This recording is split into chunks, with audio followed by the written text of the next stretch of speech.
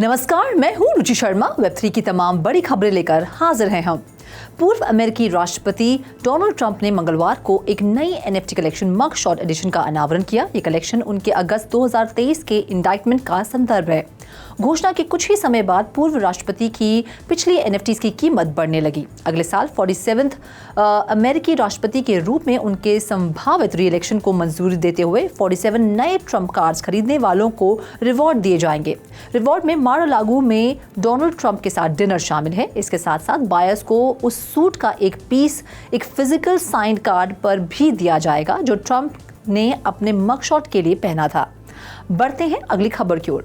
Polkadot parachain Astar network ने Polygon technology द्वारा संचालित Ethereum layer 2 chain Astar ZK EVM के मिनट रिलीज का जश्न मनाने के लिए एक NFT कैंपेन की घोषणा की है। Q1 2024 के लिए निर्धारित एस्टर नेटवर्क का NFT campaign Astar ZK EVM मिनट के लॉन्च का जश्न मनाने का लक्ष्य रखता है, जिसे पॉलीगॉन चेन डेवलपमेंट किट का उपयोग करके बनाया गया था। ये कैंपेन रैंडम अवार्ड प्राइजेस प्रदान करने के लिए पॉपुलर जापानीज कैप्सूल मशीन्स और मैकेनिज्म का उपयोग करके एस्टर नेटवर्क की जापानीज रूट से प्रेरणा लेता है। इस कैंपेन में पार्टिसिपेट करने के लिए यूजर्स को एस्टर ZK EVM पर अवेलेबल प्रोजेक्ट्स को एक्सप्लोर करने के लिए प्रोत्साहित किया जाता है। प्लेटफॉर्म ऑन चेन और ऑफ चेन क्वेस्ट प्रदान करता है, जिसे यूजर्स रिवॉर्ड्स अर्न करने के लिए कंप्लीट कर सकते हैं। इन रिवॉर्ड्स में एस्टर नेटवर्क और अन्य पार्टिसिपेटिंग प्रोजेक्ट्स द्वारा बनाए गए एक्सक्लूसिव NFTs तक एक्सेस शामिल है। एक्सपीरियंस को जापानीज फोक टेल से इंस्पायर्ड स्टोरीज में यूजर्स को इमर्स करने के लिए डिजाइन किया गया है। ये एक्सपीरियंस में एक इंगेजिंग एलिमेंट जोड़ता है और इसे और अधिक एक्साइटिंग बनाता है। रिवॉर्ड्स वर्चुअल कैप्सूल मशीन्स के माध्यम से प्रदान किए जाएंगे। हर कैंपेन में पार्टिसिपेट करने वाले प्रोजेक्ट्स द्वारा कस्टमाइज किया जाएगा। बाकी अहम खबरों के लिए करते हैं विशाखा का रुख।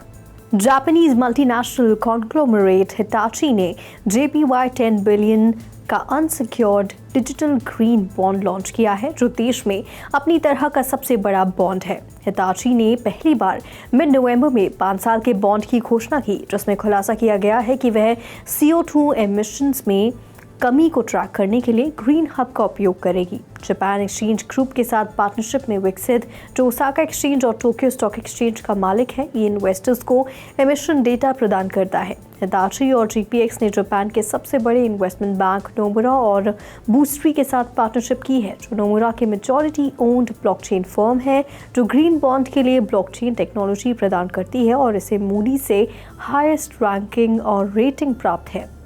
बढ़ते हैं अगली खबर की ओर।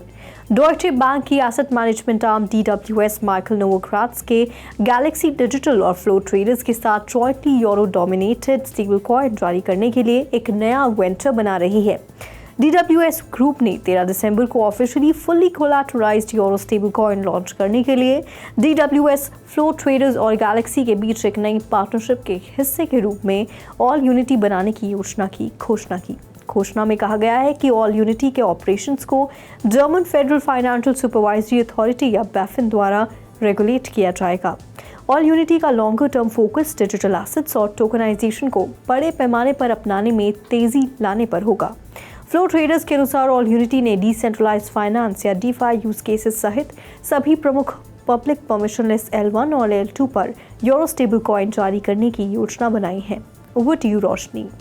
कॉइनबेस और उसके asset management division Coinbase asset management ने प्रोजेक्ट डायमंड लॉन्च किया है, जो एक ऐसा प्लेटफॉर्म है जो इंस्टीट्यूशनल इन्वेस्टर्स को डिजिटल एसेट्स बनाने, खरीदने और बेचने में सक्षम बनाता है। प्रोजेक्ट डायमंड एक स्मार्ट कॉन्ट्रैक्ट प्लेटफॉर्म है जिसे कॉइनबेस की एडवांस टेक्नोलॉजी स्टैक और इसके लेयर 2 ब्लॉकचेन बेस का उपयोग करके विकसित किया गया है। इसका मेन गोल ऑपरेशंस को स्ट्रीमलाइन करना और डिजिटल एसेट से जुड़ी इंस्टीट्यूशनल कैपिटल मार्केट एक्टिविटीज में दक्षता बढ़ाना है। प्लेटफॉर्म का लक्ष्य ट्रेडिशनल फाइनेंशियल मार्केट्स फ्रेमवर्क्स को बदलने के बजाय उनके साथ सहजता से एकीकृत करना है। यह रेगुलेटेड एंटिटीज के लिए डिजिटल और कन्वेंशनल इन्वेस्टमेंट स्ट्रेटजीज के बीच गैप को ब्रीच करता है। प्रोजेक्ट डायमंड को अबू धाबी ग्लोबल मार्केट की फाइनेंशियल सर्विसेज रेगुलेटेड एक्टिविटी से प्रिलिमिनरी अप्रूवल पहले ही मिल चुकी है। ये अप्रूवल प्लेटफॉर्म को रेगलैब के भीतर फाइनेंशियल टेक्नोलॉजी सर्विसेज को विकसित करने के लिए अनुमति देता है, जो शुरू में यूनाइटेड स्टेट्स के बाहर रजिस्टर्ड इंस्टीट्यूशनल यूजर्स को पूरा करता है। तो आज के लिए फिलहाल इतना ही। ऐसी वेब3 से जुड़ी खबरों के लिए देखते रहिए 3.0 टीवी। ऐसी और ज़्यादा अपडेट्स के लिए हमारी वेबसाइट www.3versetv.io पर लॉग ऑन करें या फिर स्कैन करें QR कोड। Thank you.